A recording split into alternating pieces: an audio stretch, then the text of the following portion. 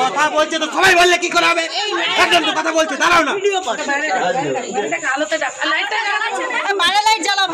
কথা বলছে।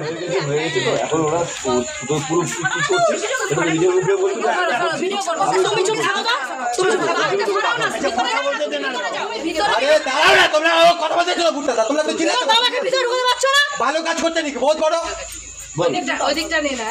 যে কাজটা করছিস নিজের মুখে বলবি, তারপরে বলি আমার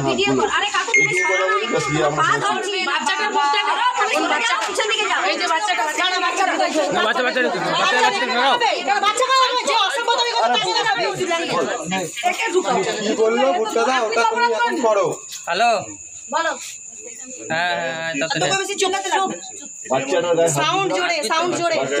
খারাপ কাজ করেছিস, এর থেকে বেশি খারাপ কাজ আমি কিচ্ছু করিনি। যাই হোক গায়ে হাত দিয়েছিলাম, আমার ভুল হয়েছে। আর তুমি কটা বাচ্চার সাথে করছো বলো, সেটা বলো, তোমার গুণের খবর বলো। আচ্ছা তুমি বউ আছে ঘরে? বউ আছে? যেটা যেন বল, চুপ করো চুপ করো, বিশাল বড় ভুল হয়েছে। ওর গুণের খবরটা বলো। সেটা বল, জোর থেকে বলা করেছিস নিজে নিজে বলতেছিস না, তুই বলেছিস যে আমি যাব।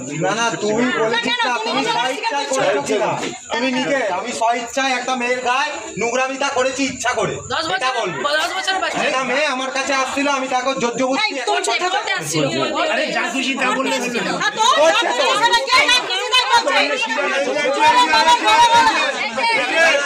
আমি প্রমাণ কিন্তু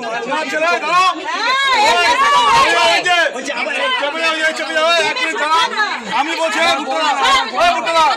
এক মিনিট দাঁড়িয়ে যান, আমি কথা চালিয়েছি বলতে হবে। দাঁড়া এক মিনিট, দাঁড়া আমি বলছি। আমার মেয়ের সঙ্গে খারাপ কিছু করছিলি? মোবাইল চালিয়ে কর, লাইভ লাইভ চলবে লাইভ। আমি ওর বউকে সাবধান করে গেছি, এখানে এসে ওর বউকে সাবধান করে গেছি। কতজনকে বলবো?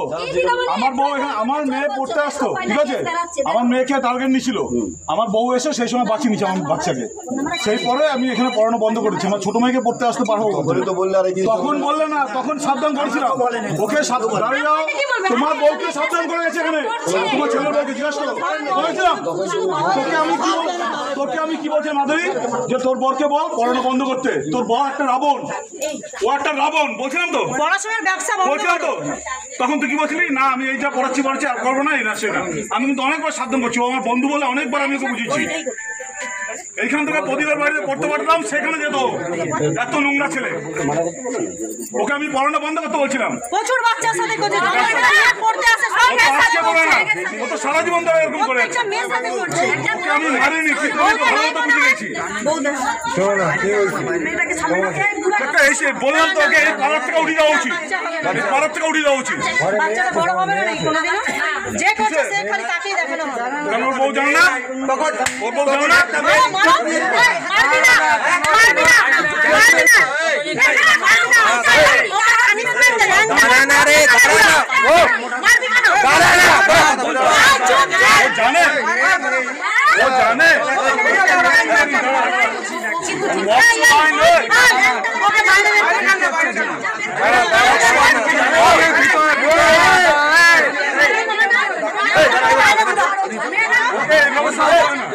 না কথা বলতে তোমরা ওইসে কথা